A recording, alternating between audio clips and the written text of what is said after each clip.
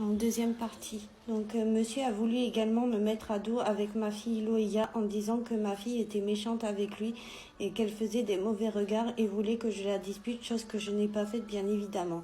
Et un mercredi, lors de la visite avec mes filles, Loïa est venue me voir en me disant qu'il voulait que ma fille soit méchante et qu'elle me tape. J'ai pris ma fille dans mes bras pour la rassurer et que j'étais désolée du mal que cela lui a fait. Et il n'a pas fait qu'à Loïa, il l'a fait aussi à Léa, où j'ai su récemment.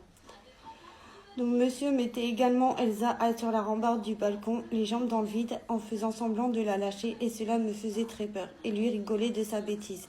Il m'interdisait de travailler, car quand j'avais l'occasion de pouvoir travailler, il me disait que je faisais la prostituée, et ne voulait pas que je me mette en jupe ou en robe, car pour lui je ressemblais à une prostituée. Quand ma fille Elsa revenait de chez lui après avoir passé le week-end, un comportement différent quand le soir je la mettais au lit, elle avait des sursauts de peur et dans la nuit elle pleurait. Donc je la prenais avec moi pour la rassurer. Le lendemain, en allant chez la nounou, je lui faisais part de mes inquiétudes en remettant en cause mon rôle de mère.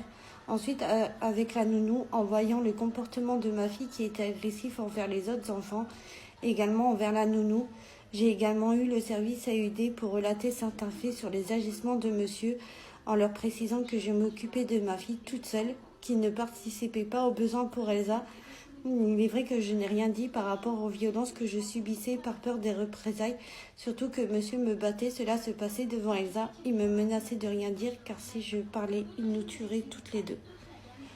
Aujourd'hui, si j'ai la force de tout vous dire, c'est que j'ai réussi à me libérer de cette situation le 26 décembre 2021, quand Elsa est tombée malade et que j'ai prévenu monsieur il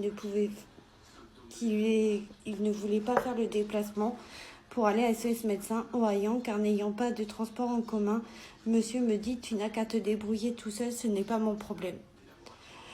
En voyant ma fille qui avait de la fièvre, respirait mal, avait des vomissements, j'ai fini par appeler mon ancienne famille d'accueil qui nous a amenés au rendez-vous qui était à 17h45. Suite à la demande de ma famille d'accueil, j'ai rappelé SOS Médecins pour avoir un rendez-vous avant et nous avons pu avoir rendez-vous à 15h45.